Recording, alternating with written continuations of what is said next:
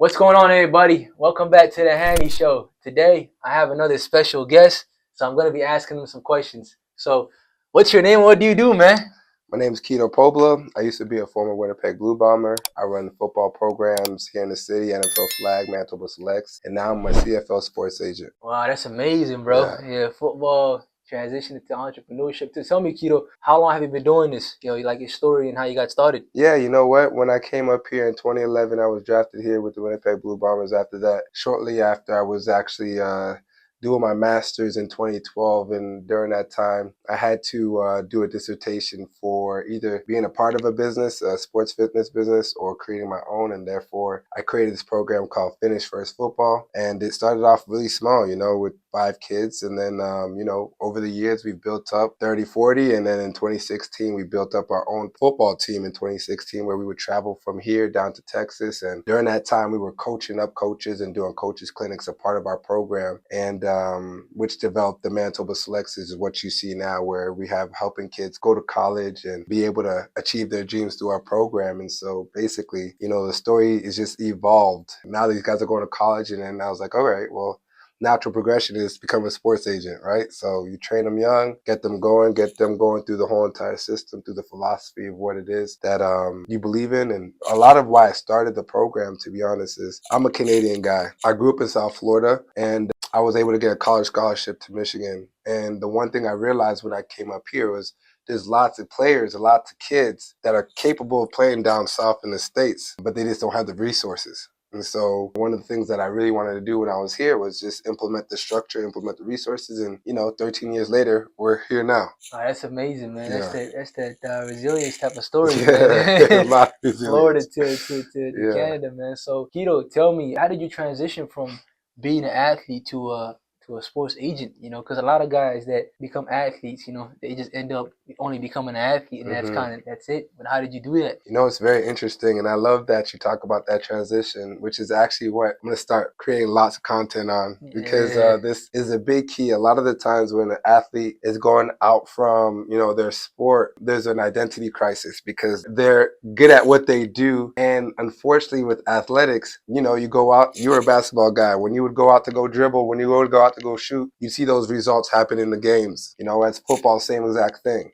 And in real life, it's not like that. You see, you're working, and those results don't come as fast as, when you were playing the game. And, a lot of guys have that transitional crisis where, they're in a space where they know what they can do, and they're working towards those things. But in real life, it takes a lot longer. And so, unfortunately, what most guys do, and what you said is, they go, I don't want to say it's the easy route, but they do things that could go off of what their name is. And, I don't want to name some professions, but they take an easier route, which is probably not the ideal route they would like to take, by pursuing some of their passions in business and being able to work for themselves. No, that's a great perspective, bro. So my next question is going to be about someone that wants to get into something like that, be an athlete or get into what have been some challenges that you've endured in your process so far? Because you're an entrepreneur. You know what I mean? Yeah. You know what? Like, it's like anything. Like, I think being an athlete allows you to understand that you're going to get hurt, and when you do get hurt, how do you respond? How do you bounce back stronger than when you were before you got hurt, And I think real life hurts, Real life actually hurts. It's one thing that will give you a constant reminder of what you feel you should have versus what you don't have, and it's a constant reminder. Whereas in sports, it was like, okay, well, if I don't have it now, I can work X, Y, and Z and see the results, and I can see that. So when you're asking me what you're asking me, a lot of it comes from, being resilient and just understanding the game plan and sticking through despite whatever the score is on the scoreboard. Just understand that at the end of the game, your goal is to win. You know what I'm saying? Yeah, I like that, bro. You got that dog mentality. Yeah.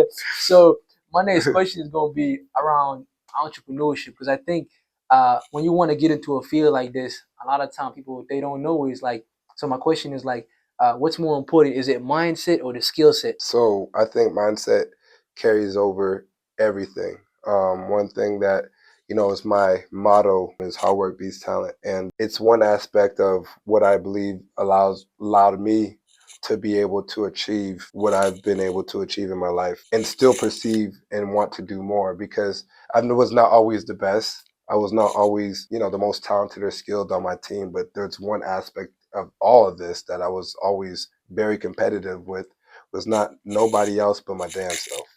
So I want to see how far I can go through in this life. I want to see how far I can push myself. And, when you ask that question, it's really just more about the mindset. It's really about mindset, because I've seen a lot of people who have the skill set and not the mindset. And then I've also seen people with the mindset develop the skill set. Like a lot of this content creator stuff, I'm not really good at, but I'm going to become damn good at it. You know what I'm saying? That's how it works, So like at the end of the day, like it's the mindset that wins over for me. Hard work beats talent all day. You Yeah. feel me? No, I like that, man. That's that you need that growth mindset, you know what I mean? Because you got to figure out where you are on that skill. Is it fixed mindset or growth mindset? Exactly. So you got to push the resilience and, you're 100%. winning. So, Kito, tell me your experience and, like studying different people, because you probably had coaches, you had mentors in the past. What's one thing you've taken away from them that you've learned and been able to adapt now?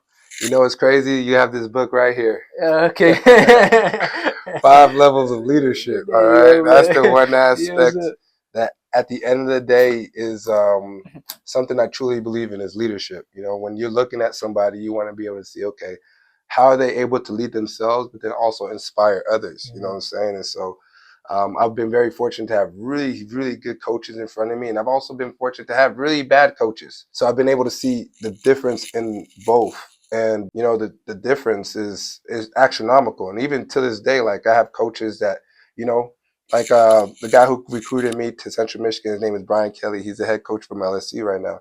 He makes over $10 million a year. This guy started off as a volleyball coach at Grand Valley State in Michigan for women. Then he went to football, and he still was very successful. So that's an actual coach. That's an actual leader, and he was capable of rallying and actually trusting the people who he put in place to be able to run his program, basically. And it's really inspiring when you have people in front of you that you can see like, damn, it doesn't look like you do much, but you do the most. And it's most of the time is because they're not actually doing the tangible work, but they're doing this work. You know what I'm saying? They're doing this work, and then they're also doing this work. You feel me? So that combination between the group of people who are believing in what that leader is saying, and believes in what that person is saying, is also motivated and inspired to go do it. For me, when you talk about leadership, when we talk about examples in front of me, it's always about leadership at the end of the day. No, man, leadership is profound, especially when you get to that stage and you're building stuff. You got to get people to it's like influence, so your ability to get people on board. 100%. So that's a great book, John C. Maxwell. So, tell me, now you've impacted a lot of kids, right? You've helped so many kids and a lot of youth that you're bringing from the inner city and bringing them from what they're doing now. So, like, what's one word of advice you would give to a young entrepreneur, somebody that wants to get into the field that you're in now? Easiest thing is just do it, and don't give a damn what nobody thinks. Nobody can see what you see. Nobody feels what you feel. And people are going to talk. That's fine. That's why they're on the sidelines. They're talking. You're on the field. Do you. They're on the sideline for a reason. You feel me? Yeah. So the critics are going to be critiquing, but that's fine. They're still watching. And, and that's always been my motto. It's like, it's okay to be the bad guy. It's okay to take that. Because I think a lot of times people look at it as, okay, what's the hero in the story, right? But nobody understands that the hero and the villain start with very similar stories. It's a choice between both. And at times, what happens is when you're trying to do something new, you're trying to do something innovative, you're going to be seen as a bad guy because nobody's used to it. And you have to trust in your own heart and your own, as long as you're doing it for the right reasons now. I'm not telling you to go do some wild stuff, but what I'm saying is, as long as what you're doing is for the right cause, you're going to be looked as the bad guy because they're not seeing it. They're going to criticize you. They're going to point you out. They're going to do all these other things. And you have to be okay with that. And, you just got to believe in your heart and trust God, man. That's what honestly, it comes down to my faith at the end of the day when it comes down to this stuff, is trusting. And it's okay to not be the hero. Because eventually, once people see what happens, they're gonna come around and be like, wow, you know what? And the respectable ones are going to be the ones that can actually say, hey, you know what, I didn't see it, and respect and all this other stuff. But that's not what you do it in for anyways. You do it for you do it for your family, and hopefully you do it for a higher purpose. That's profound, bro. You're definitely right about that, man. You got to get a bigger purpose to what you're doing. So, Kito, my next question is, bro, you say you're from Florida, right? That's kind of where you started Yeah, your journey. born in Yeah, Montreal, raised in Florida. yeah. So I want to talk about the importance of like ownership. I think you also own Manitoba Selects, right? Yep. You know, you own a lot of your stuff. I run a company called Hanny Mobile, and I'm also big into like ownership, understanding how to make money different ways. 100%. So tell us why is that so important, especially in our community, because we're not thought about how to start different businesses or how to get into different things. Right. You know, and so tell me why, because you don't gotta go and steal, rob, and shoot somebody. You can still go out there and make money. Facts. You know what I mean, in the marketplace. 1000%. So tell me how did that journey start off? You know what I mean, being able to even start that, because I'm guessing you didn't start off making money right away. It took time. No, it's inspiration, man. Like honestly, my mom and my dad are big inspirations in my life. My mom was a chemist. My dad was an entrepreneur. She would make up and lotions and products, and he would go out and sell them. And when we moved from Montreal to Florida, I was 5 years old. We lived in North Miami, which I guess would be considered comparable to like let's say the North End somewhere. And then when by the time I was 8 years old to like 13, we lived into like a place called like St. James, right? And then by the time I was 13, 14, we lived in a place like Tuxedo. And I saw the progression of entrepreneurship in my life with my parents' hard work, you know what I'm saying, with their dedication to what they were doing. And I seen the growth of that. And I seen how long it took. So, we started off in our house with a house warehouse, and then having an actual warehouse where there was distribution and trucks coming in and truckloads of our products moving out, across the world. So I got to see that as a young age. And I also got to see, unfortunately, how it all fell down too. Like my dad he knew how to make the money and the finances, but he didn't know how to keep it. And it's funny because if he did understand what you're talking about, investing and putting things in other areas to be able to create different cash flows, then it's not putting all your eggs in one basket at the same time, right? So I got to see those prime examples growing up that allowed me to figure out how to maneuver in my own life. And let's say I'm not perfect at it, still learning, lots to learn, but in terms of being able to understand the importance of those things, that's one thing that you want to have multiple areas of cash flow, and you want to be able to understand the goal financially is not to work for money, but to have money work for you. I like that, man. Yeah.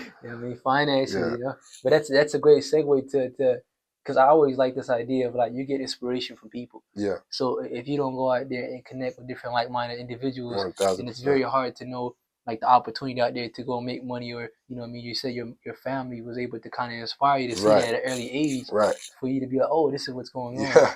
So tell me, Kito, what are some different things you've explored now?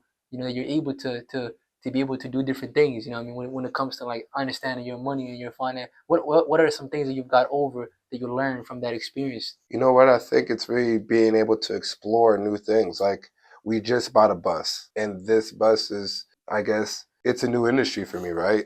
And I've just became a sports agent. That's a new industry to a certain degree because I've been on the player side, but now from a representation side, I'm going to have new challenges, right? And so the challenges are always coming. So for me, it's like, what's life without the challenge? Like what is it? And I feel like at the end of the day, when you're trying to find your purpose in life, you have to look through the challenge and actually understand what continues to challenge me and what can I continue to try to grow at. And then once you understand those challenges and what you want to grow at, then that will allow you to understand a little bit more about who you are. I've gotten challenges very young at a young age, growing up in South Florida as a Canadian kid, which I'll tell you right now is not the best thing because you're Canadian, you're South, all this other stuff that I had to deal with, let alone being black at the time. So that was just a whole entire different situation. But at the end of the day, you're given the cards that you got. Your goal is to win the damn game. So whether the refs are against you or whether they're not, figure it out and make a play. So for me, I always try to compare everything to making a play in sports. There's going to be different challenges. That's the whole point. But who has the ball at the end of the game? I hope it's you enough to be like, yeah, I can take that ball at the end of the game because I'm going to take the shot. And that takes responsibility in your own self and understanding who you are because you've been prepared through those challenges to be ready for those moments that come that you can capitalize on. I like that, man. That's man. He's talking so much about resilience and what I mean, wanting to win, because that's they don't teach you that stuff in school, man. So you literally got to go and build it up by yourself and really got there and be a dog. Yeah, 100%. So Kito, tell me, so you talked about cash flow earlier. Your parents going through that their things, and So tell me, what's the greatest lesson you learned about money so far? The greatest thing I learned about money so far is that your network is your net worth. You know, I asked one of my friends who's a very successful businessman here. You know, I said, hey man, like I see how you like grown your business so well, and you know you've done such great things in the community. And he says, and I said, if you can give me one thing, and I've heard the term before, but it's different when it's actually coming from a millionaire that you've actually seen. Like, damn, okay, like it's really that simple. And it's like, yeah, it's that simple. So it's like, all right. I'm going to start putting more emphasis in my network and who I'm dealing with and how I'm dealing with them and making sure I'm in the right circles, because and it's not just being right in the right circles and making it seem as if they owe you anything. It's actually providing value in those circles. How can I actually provide values in the circles that I'm in? You know, how can I become of service? And that's another thing of, you know, John C. Maxwell of leadership, is becoming a service, becoming a value when you're working with people, because that's where, you know, you're capable of working with people who may have more than you, but you're very resourceful. You know what I'm saying? And so when it comes to understanding cash flow and understanding how my finances work, the one biggest thing that I've learned is don't worry about the finances, worry about your network, worry about your relationships. Those things will come. Just stay consistent with your plan. Continue to grow in how you learn your finances and how you're going to invest in this, whatnot. Become a really good student of how you're dealing with your finances, and then, you know, everything else is flowing. You know what I'm saying? Yeah. I like that. Be a student, but then also be able to connect with different like-minded individuals to able to get those nuggets, those secrets that you want to know. 100%. Because we don't know everything, No. right? You think you know everything, then No, exactly. completely false, and we'll be reading all these books. 100%. And the funniest thing that you're saying is like you only know at your level. You know, if I'm trying to get to the millies, then I'm like, you know what? Let me ask this man how to get to the millies. You know what I'm saying? Yeah. That goes into leadership. Like, you know, you can always ask for help. You don't gotta be like know everything. Right. You know what I mean? Exactly. So that's profound, bro. So, you know what I mean? Kito, so tell me, what's next for Kito? You know, what are you looking to do? Like next 5 years, what you like, how are you gonna make an impact? Because I know you're going big. You got how many 100 students right now? I got 100 students. We just brought NFL flag to this to the city.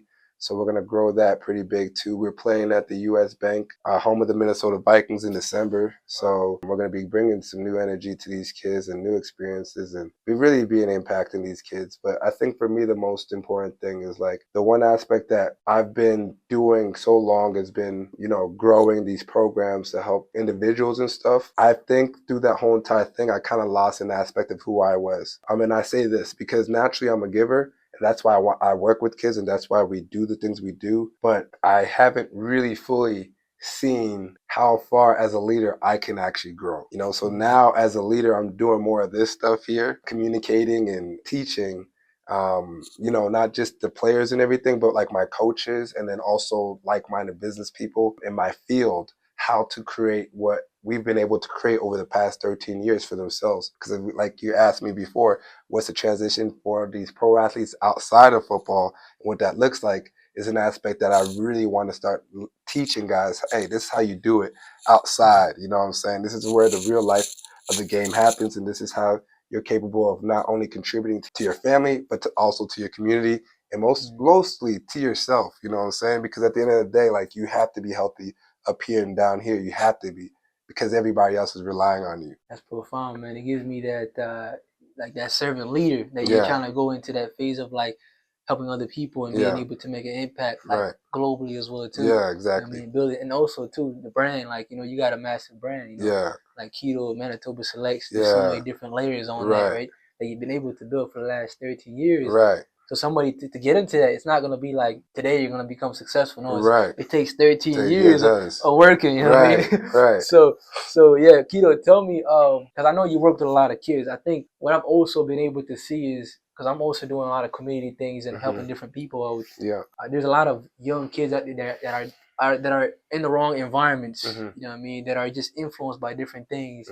So what's one thing that you've taken away from working with a lot of these kids and bringing them together to kind of help them out and be able to create different programs? I know you do a lot of like they gotta finish their homework, different things like that. So what are some things that you've been able to figure out to really help these kids out, man? You know what, man? That's an ongoing thing. I don't say it hurts my heart, but it's like one of those things that it keeps you motivated because that answer is always growing. You know, finding an answer to that is always growing. And our mission, especially with kids in our program who come from the inner city, who are in not in such great environments, and we're teaching them all these principles and all these skills, and you see the behavior of them change in our environment, but then they have to go back to their own environments where it's just real life. That one is very tough, to be honest. You know, we're still working on things this year. We're going to be implementing like a creator type of program where our players are going to be able to learn how to brand themselves, market themselves, go get sponsorships from businesses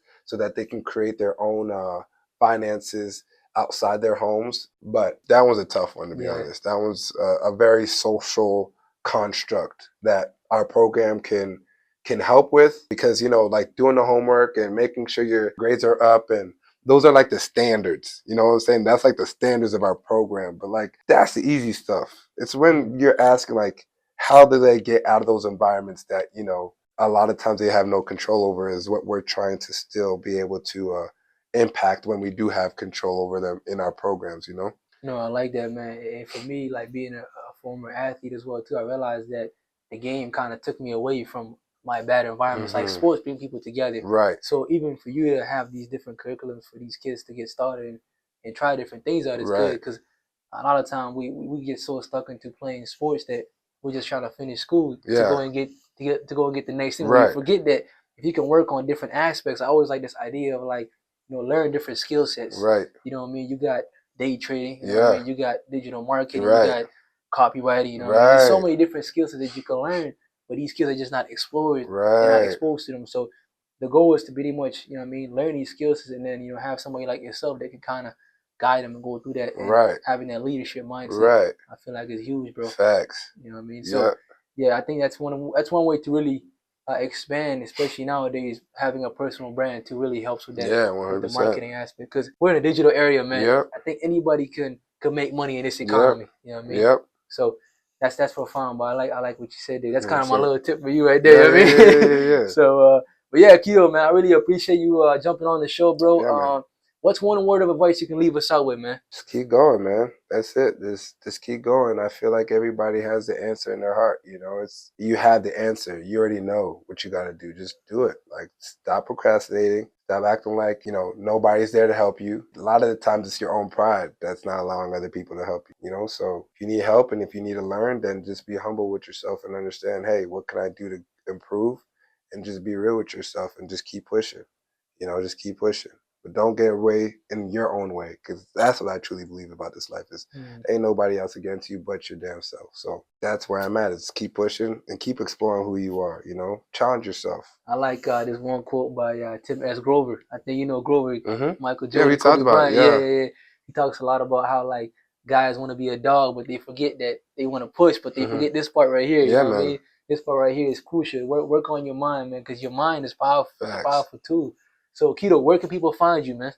Instagram at Kito Poblah, KITO POBLAH is where you can find me on Instagram. I also just started my TikTok like yesterday, so it's Kito Poblah as well. And just type in who is Kito Poblah on Google, you'll find it all. So yeah, no, for sure. Everybody check them out. So, Kito, actually today we're at the Acres Business Center. Talk about your network is your net worth. You know what I mean? Me and you actually connected through over here. You know what I mean? Sir. The first time me and you have met, So tell us, just to close it out, why is it, like, your network is your net worth? Why is relationships so important? Because I stayed in touch with you, and then we just kind of been, we're very similar because we're both athletes, 100%. Right? You know what I mean? We're trying to start different ventures, and we're both learners as well too. So why is this why is the community and relationship so important in this kind of dynamic? It's 1000% important. So shout out to Aikens Business Center, first of all, because me and my boy Hanny actually did meet here, and it was really cool because, like, seeing him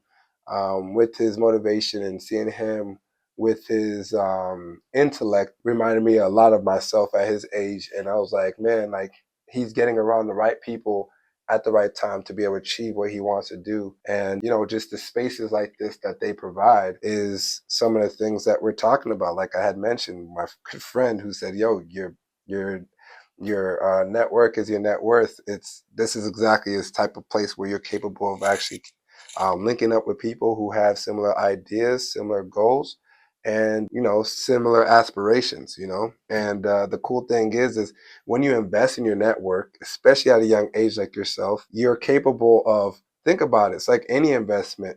Over the next 10, 20 years, the people you're doing work with, those you're growing, they're growing, right? So everybody's network is growing over the next couple of years, you know? And so for me, it's all about the long game. So relationships is important, and Aikens definitely has allowed people like us to be able to communicate and you know, come together and make stuff like this happen. 100%, my boy Kito, man. I really appreciate you for Yeah, jumping man. on the show, bro. And it's a pleasure, man. You know what I mean? We met one time and we just stayed in touch. Yeah, and bro. Now we built a relationship, man. And so you've also bought phones off me Yes, too. sir. So I appreciate you for coming out and supporting my business as well 1000%. too. You know, it's always tough to as young entrepreneurs when you're starting something for somebody to support. Right. It goes a long way. For you know sure. what I mean? So I really appreciate it, bro. So yeah, we're gonna wrap up for today's show. You know what I mean? This is the Hanny Show. My boy Kito. I appreciate it, bro. Yes, sir. We definitely gonna stay in touch, Of man. course, man. All day, man. Let's keep All making day. an impact, man. Let's So go. stay tuned for the next one. We're out.